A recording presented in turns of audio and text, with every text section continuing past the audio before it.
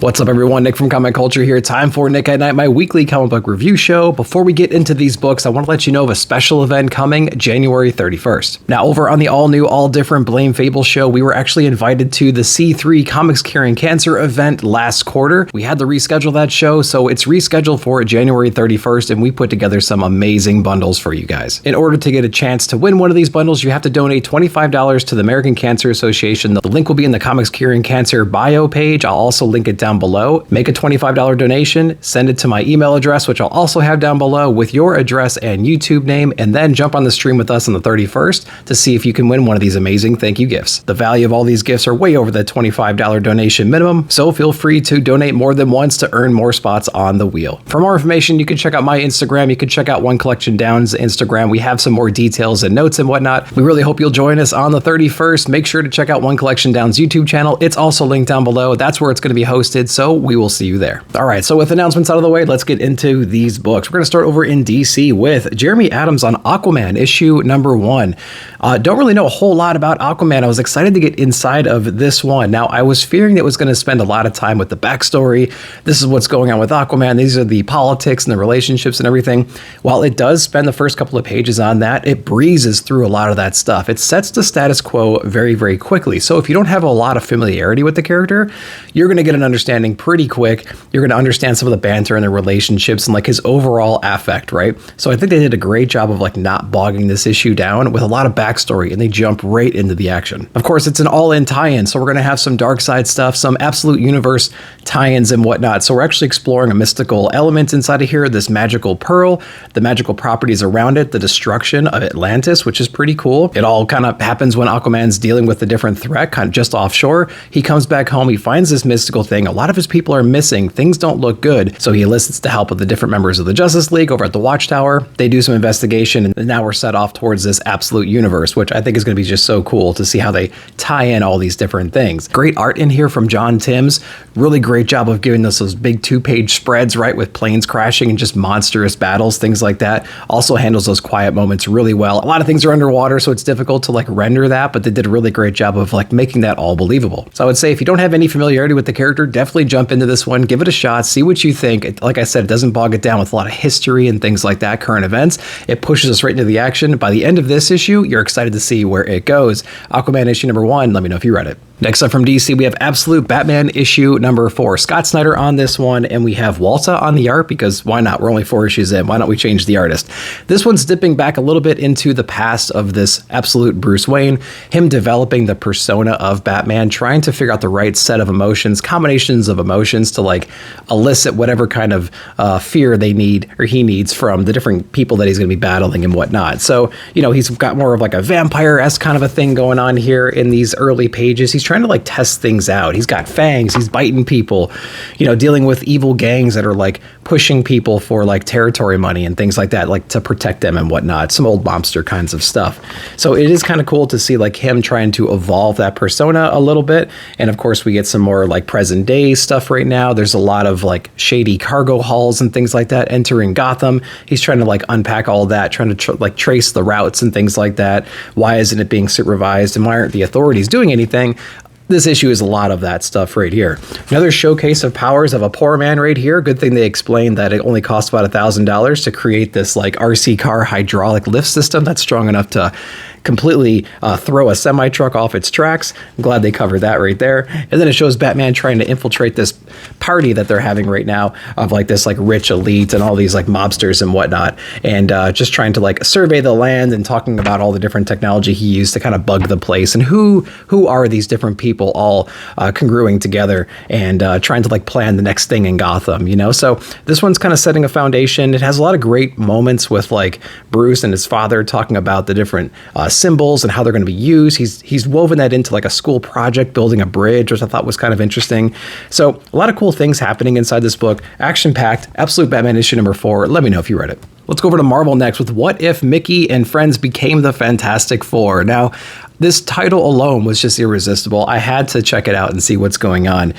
Of course, it's the Fantastic Four retold with Mickey and his amazing friends, and it's just so cool to see like this change in the story. We have Mole Man in here as well as the villain, so it's a very classic Fantastic Four story, completely different origin story. We have Mickey and Minnie and Donald and Goofy going to a fair. There's like a mad scientist dealing with some rays and things like that to do whatever he wants to do, and they get caught up in the middle of all that, develop their powers, and it's a cool moment where they're all trying to like figure out what their power sets are. There's a lot of great analogs in here for like spaceships and whatnot. They're on a spaceship ride at the carnival. And of course they come across Mole Man and like the people that he aligned himself with. And it was just a really cool, fun take retelling of the Fantastic Four story with Mickey and his friends. The art and the coloring is really bright and vibrant, which you would expect from this kind of a crossover, so to speak, from Disney. And so I just had a good time reading this one. It's not going to blow your mind, but it's one of those books that's not necessarily throwaway either. There's a lot of cool things happening inside of it. So definitely check out What If Mickey and His Friends Became the Fantastic Four, because it was just a good palate cleanser in a week like this. So let me know if you read it. Let me know your thoughts down below. Continuing with Marvel, we have Magic issue number 1. We actually have Ashley Allen on this one. Not too familiar with the writing or the art team, but we're going to be checking this one out, just kind of seeing what's going on, because I'm trying to give all these Marvel books a shot right now. Magic is an interesting character, definitely a great power set, great character design, clearly. So I want to see what kind of adventures she's going on right here. The first, I would say, third of this book is a little bit of like recap, talking heads kinds of stuff, her dealing with her friends and whatnot. The action really picks up about halfway through when she's dealing with this like monster that's been asleep, sealed behind these different magical compartments that they have to unlock, and they need the blood of a mutant or a magic user or something like that to unlock it, and magic is kind of like that last key. So it's one of those books where we have all these different demons and whatnot trying to fulfill prophecies. Magic is involved in there, and there's some innocent bystanders as well, kind of caught up into the mix. So she's having to juggle dealing with them and dealing with this new threat that's trying to like unleash havoc across the world. So it was a cool balancing act, some really great visuals, great moments, great panels inside this one. Overall, the art, I think, was just a tad bit weak in my opinion, but the action scenes really pulled it off when they needed to, and it's actually a story that, you know, might have some legs to it. Who knows? So Magic issue number 1, I thought it was pretty decent. What'd you guys think if you read it? Continuing Marvel, we have Daredevil Unleash Hell issue number 1. I really like Elektra as Daredevil, so I'm interested in new series that come out featuring her in that role. We have Erica Schultz on this one and co-writer Pinty on this. A couple different pencilers and inkers and whatnot kind of scattered through here. It opens up pretty interestingly with Elektra Daredevil kind of infiltrating this secret little underground lab that's going on. They're building whatever drug or whatever they're doing at the time, and there's some great fight montages inside of here. She's a little bit like not aware of her surroundings in this opening scene, which is kind of annoying. She's kind of haphazardly jumping into here, taking out these different goons and whatnot. And it's apparently the substance they're dealing with is highly explosive. And of course there's fire, and she's kind of caught off guard by like, oh no, there's explosions and things like that. So kind of eye rolling in the first, third of this book. Then we kind of switch over to this other character. She's a painter, and she's like a real kind of a goth chick in a way, right? She's got some emotional issues going on, and she's portraying that through her art. And her coworker here is a little bit of a creep, and he's kind of like giving her some advice on how to like channel more beauty into your work and whatnot, but she's not having it. Of course, she's kind of possessed with this other demon that we see later on this book, kind of a deep cut in the Daredevil universe, I'm told, with Blind Spot. So Blind Spot is actually kind of pulling the strings from hell, or this hellish purgatory kind of a space, and he's recounting some of his fights with Daredevil and whatnot and humanity in general.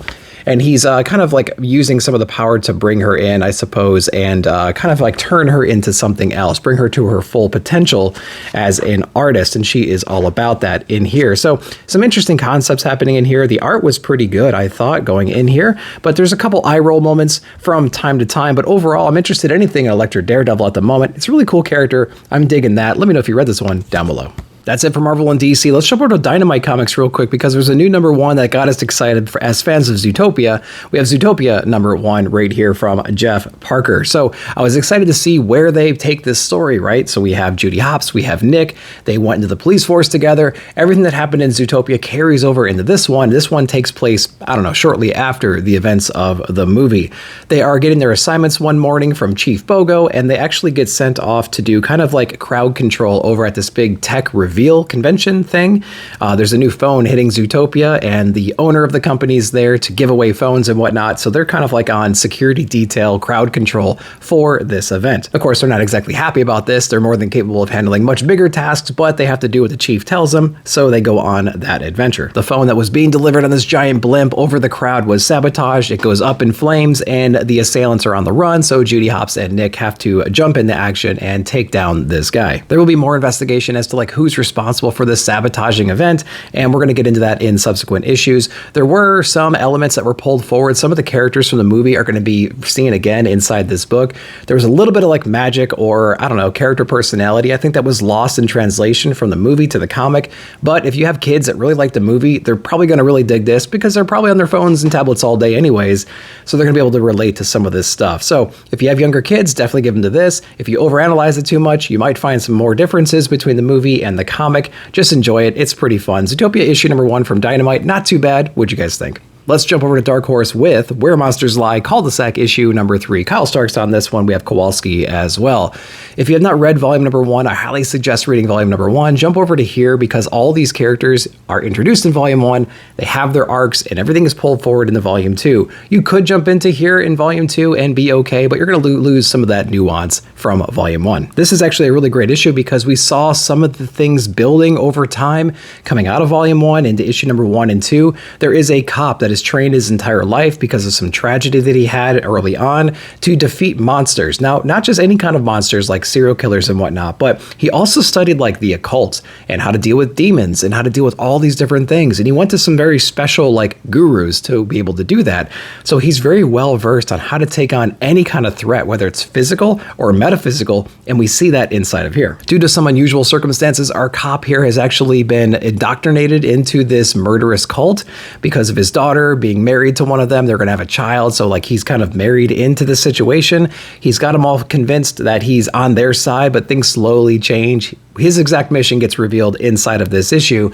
And a lot of the other forces in this cul-de-sac, in this community, this serial killer community, step up to do their part. And it's really cool to see them all interacting together. Where Monsters Lie, Cul-de-sac issue number 3. A lot of great things happening inside this issue and the series in general. Let me know if you read it. Let's go over to EC Comics with Cruel Kingdom issue number 1. Educate me down below if this has been like a series through EC Comics before, but it sounds like it would be a cool like anthology thing that they're kind of resurrecting in a way. So educate me down below if that is the case. 4 different short stories in here. We have Greg Peck on one, Al Ewing, Chris Condon, and we have Ben H. Winters as well.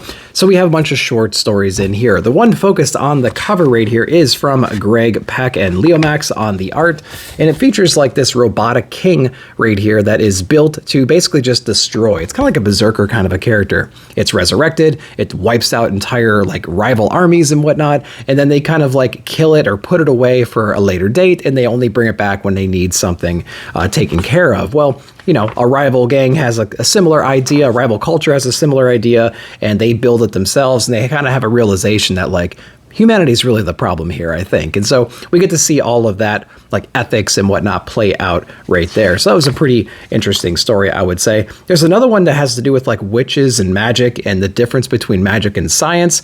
We have like a really old-timey kind of a town right here. It's very medieval-ish, and we have these like space cadets coming in and having a conversation with them about how they're going to protect them from all the unknown horrors out there and whatnot. And it's actually a big battle between science and magic, and like who's going to have the upper hand towards the end. I actually like that one quite a bit. There's a Snow White and the Seven Dwarfs, kind of an analog story in here as well, with like the last remaining dwarf and maybe his resentment or his attitude towards the humans and whatnot around him. And so that was a pretty cool, shocking, interesting story there. And then the final story is more about like a sword and stone kind of a thing, and whoever can pull the sword out gets whatever power. But there's a deep, dark secret behind that power that nobody really knows until they unleash that sword and the power that is hidden within it. So pretty interesting collection of stories here. I'd say they're well worth it. So I usually stay away from these kinds of things, but each one of these stories had a little bit to it, and I really enjoyed it. Art was great between them. The stories were impactful. So if you haven't checked out EC Comics Cruel Kingdom issue number 1, check that one out.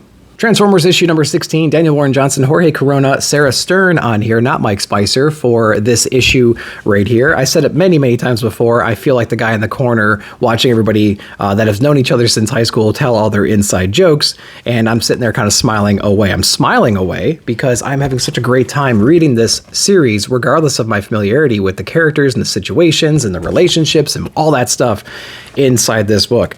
Artistically, this is just a brilliant book. It is so fun to flip through and read and like try to keep up with the story if you don't know the different characters. So I'm going to try to forgive that in 2025, the fact that I'm a little bit in the dark when it comes to a lot of these characters and situations. The art and the story itself are blowing me away, and they continue to issue. A lot of great moments in this book, a lot of great character revelations and whatnot. Megatron showing up a little bit inside of here due to a sacrifice of a smaller Transformer in a way. We're trying to build something new and fresh. We allude to that a lot inside of here. Maybe some new recruits. We're going to get into that in subsequent issues. But artistically, man, again, this book is just so much fun to look at and see. And there's just a lot of great moments in here. A lot of infighting on the Decepticons and whatnot, which is obviously going to cause this big power gap and whatnot. And hey, Megatron's right around the corner, so what a great time for all of that. Transformers issue number 16 continues to be a great series, great creative team on here, highly recommend it. Get it to trades, get everything Energon Universe right now, because they're killing it right now. Let me know if you're reading it down below. Continuing image, we have Kaya issue number 24. Of course, Wes Craig on this one. We have Wordy and Endworld as well. Continuing this great sci-fi action adventure comic. If you're into like a hero's journey kind of a thing, if you're interested in magic and monsters and rivaling clans and even like a little sci-fi twist with a bunch of different robots that have a lot of like infighting going on, really cool stuff happening in here. There's a lot of infighting in this robot kingdom right now. We saw several issues ago that the one that's kind of in charge of everything was challenged, and we see that person coming back inside of this issue to like continue that mad twist, that mad reign that he's on right now, but kind of like extracting revenge on the people that pushed him down a little bit. Of course, Kaya and Jin are in the balance of all of that. They're in this really weird like haunted area, and they're having to deal with all of that stuff. They have some allies they can't exactly trust and everything. There's a lot of great things going on, a lot of mystery still in this book. It's definitely a book that reads so quickly. You'll be done with this book in less than 5 minutes for sure when you read it, but there's so many things that happen inside of the story in general. It requires you to kind of go back and kind of level set and just make sure that you got all your facts straight, your relationships, because they do a great job of like flashing forward and showing you some otherworldly visions, things like that. And they're going to stack over time, and they make sense to you know, Wes Craig. But as a reader, you're going to have to sit back and kind of digest that a little bit and kind of understand what's going on. That's where I am right now with Kaya. Excellent trade read. It's painful single issue for me personally because it reads so quick and you just want more story because it's so good. It's a great problem to have. Kaya issue number 24. Let me know if you're on it. I was so excited for this next issue. I got the early release for it a couple of months ago. It feels like Lucky Devils issue number 1. Charles Scholl on this one, and we have Ryan Brown from the creators of 8 Billion Genies. Now, I don't remember if it explicitly says it's in that same universe, but it's essentially the same concept. But instead of genies or like the angelic kind of characters, we have these devils in here that are following 2 characters that we see inside the story. And they do a really great job of picking the characters. They're very different people. One's kind of a pushover, one's not, or whatever. One wants more, one has jealousy and things like that. They want to change their lives. These are people who are a little bit down right now, and they need something to come into their life to kind of give them that little push, right? To be the people they think they want to be. That's where these little devils step up and join our story here, join our characters. They're kind of like that angel devil kind of a thing on the shoulder, minus the angel. And it's really cool to see them interacting with the characters and like convincing them that this is the path they should be on. I really liked all of that. What's also interesting is you could have just stopped there and that would have been cool enough. But what we actually do inside of this story is we explore the demons and like the hell world or realm that they live in, some of the rules that are established in that environment. And they're kind of going off the rail right now. They're trying to keep it secret. They have their own ambitions. They have their own dreams and whatnot they're trying to fulfill. And they're in it together to do so, to gain that power. Just an incredible story. I really enjoyed it. If you liked 8 Billion Genies, you're naturally going to like this one. Issue number 1 is out of Lucky Devils. Highly recommend it. Let me know if you read it. Oh boy, the long-awaited Geiger issue number 10, the Junkyard Joe crossover with Geiger. Loved this issue. Maybe it's just my Junkyard Joe bias, but I completely love what's going on inside of here. My two favorite Ghost Machine books, Junkyard Joe and Geiger, finally coming together yet again in the pages of this book. We have a great opening scene here of Geiger doing some like community building, kind of like a Habitat for Humanity or whatever the analog is for here, trying to help out some veterans or whatnot, trying to get them housing. Another great glimpse into Geiger's past, setting up like what kind of a person he is and how he helps people and how he has that drive to do so. His wife and kids are shown inside that too, which is a very rare occurrence, especially nowadays in Geiger. And we have Geiger still kind of out of control. His radiation powers are fluxing right now, and he has these moments where he's like exploding, right? And he's just trying to deal with that. We have the nuclear Nite trying to help him out. Of course, we have Barney, I think his name is, the dog, and we have our zebra friend that we found in the previous issues, now tagging along with them. But we have the introduction of Junkyard Joe inside of here, giving us a little bit of clues as to some of the conversations he's had with other members inside the Ghost Machine universe, Redcoat being one of them. We see that many times in like the flashbacks that Junkyard Joe has throughout the other issues. And what we have to remember is Junkyard Joe is on a different mission right now. He's trying to find Geiger. Now, previously when we were together, Geiger was an enemy. You know, they had a big battle in Geiger Volume number 1.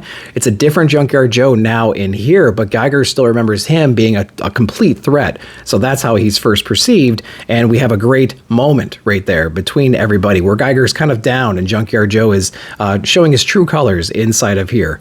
Lots of emotion. Love that. It's a crazy how much emotion they can put on a robot's face. They did that a really, really great job there. We're introduced to a brand new character when we reach our final destination. At the end of this, I'm really excited to see the role she plays, what her history is, and where we go from there. Super excited for this issue. So Geiger issue number 10 continues to be super strong. I love the crossover with Junkyard Joe. Obviously, let me know if you read it down below. Then lastly, we have Space Dragon from Critical Entertainment, Christopher Retta on this one, and we have Gonzalez on the art. Really interesting story, crazy form factor as well, but it really allows the art to speak, and there's a lot of crazy, just amazing moments inside this book. There's no words in here, so a lot of it's up for interpretation, but essentially we have this dragon bouncing from planet to planet. This thing is massive in scale. I mean, it's jumping on entire planets and whatnot, and it's really hard to kind of showcase on the camera, but there's a lot of amazing visuals in here. There's kind of two different stories happening inside here. Our main dragon is bouncing around planet to planet trying to look for something or survive, escape the perils of space, right? And there's another character inside. There's this other creature that has found its way inside of him. He's so massive that this creature can live inside, going through the labyrinth of like the anatomy inside this dragon, having to deal with all the threats that exist inside of there, whether it's like giant parasites or just the environment itself being bounced around. It was really kind of cool to see those two stories bouncing back and forth throughout this whole thing. We uncover ancient civilizations and different planets that this monster or space dragon destroys and whatnot. And it's just really cool to see these just like amazing panels like this where it's just space everywhere. There's just so many cool things happening inside of the book. Again, there's a lot of things open to interpretation. There's a lot of emotion on this dragon's face. There's a kind of a tragic end as well, but there's also some hope baked into the story as well. So Space Dragon from Critical Entertainment. If you haven't read it, definitely check it out. Let me know if you did down below. All right, guys, that's all I read this week. I hope you enjoyed that. Let me know what you read down below and what your favorite books of the week were. And don't forget to join us on January 31st over at One Collection Down. Link will be in the description for our Comics Curing Cancer makeup show. And with that said, like, subscribe, share, hit that bell notification to be alerted whenever I put out new videos. Thank you so much for watching. We'll see you in the comments.